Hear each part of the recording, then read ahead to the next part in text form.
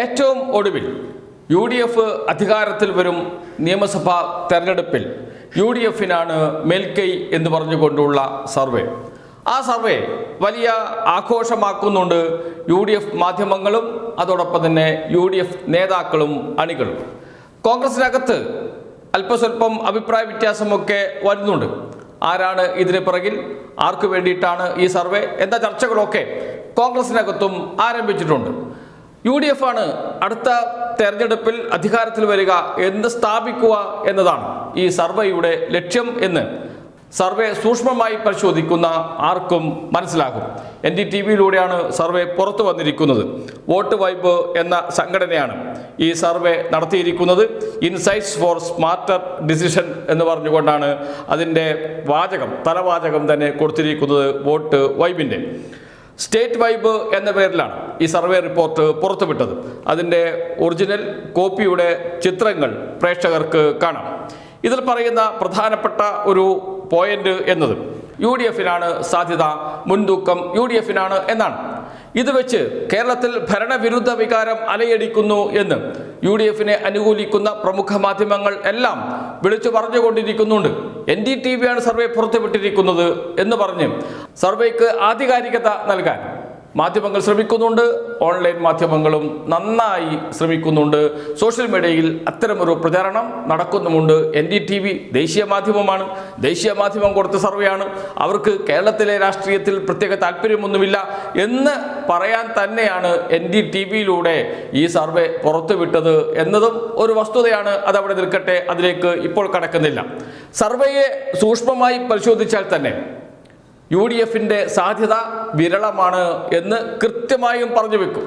മൊത്തം vote share പരിശോധിച്ചാൽ മതി. അതാണല്ലോ ഈ സർവേയുടെ ത്രെഡ്. ആരാണ് അടുത്ത നിയമസഭാ തെരഞ്ഞെടുപ്പിൽ അധികാരത്തിൽ വരിക, ആർക്കാണ് മുൻതൂക്കം, ഇതാണ് അറിയേണ്ടത് എല്ലാവർക്കും. അതിനു വേണ്ടിയിട്ടാണ് സർവേ നടത്തുന്നത്. അതിനു വേണ്ടിയിട്ട് മാത്രമല്ല, ആളുകൾ എങ്ങനെ ചിന്തിക്കുന്നു, ഏത് വിഷയമാണ് പ്രധാനപ്പെട്ട ചർച്ചാ വിഷയം എന്നിവയൊക്കെ ഈ സർവേയുടെ ഭാഗമായി വരുന്നുമുണ്ട്. അതിലേക്ക് കടക്കുന്നതിന് മുമ്പ് വോട്ട് ഷെയർ നമുക്കൊന്ന് പരിശോധിക്കാം.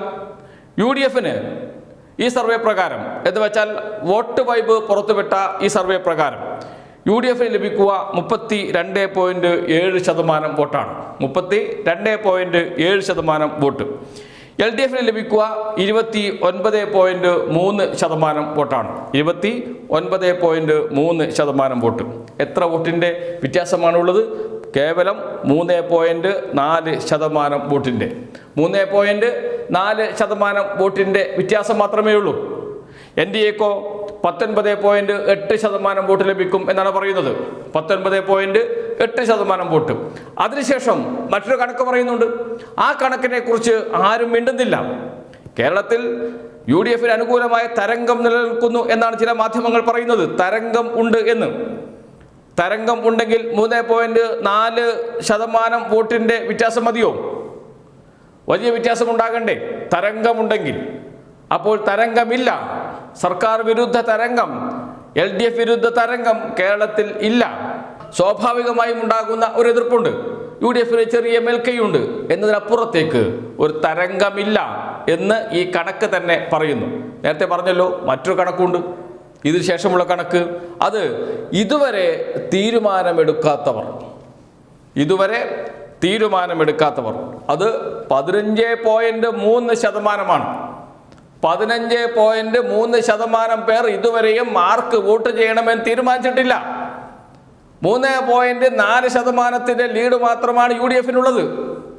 അങ്ങനെ ഇരിക്കുമ്പോഴാണ് UDF മേൽക്കൈ നേടി, UDF അനുകൂലമായ തരംഗം ഉണ്ട് എന്നൊക്കെ നമ്മുടെ മാധ്യമങ്ങൾ എഴുതി പിടിപ്പിക്കുന്നത്, അതല്ലെങ്കിൽ അവരെ കൊണ്ട് എഴുതിപ്പിക്കുന്നത്.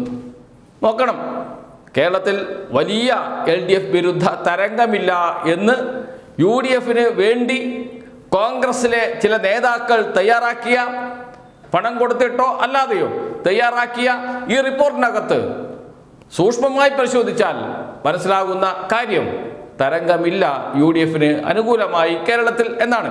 15.3% ആളുകൾ ഇതുവരെയും തീരുമാനമെടുത്തിട്ടില്ല. അവർ തീരുമാനിച്ചാൽ എങ്ങോട്ടായിരിക്കും? അത് വലിയ നിർണായകമായ ഒരു സംഖ്യയാണ്.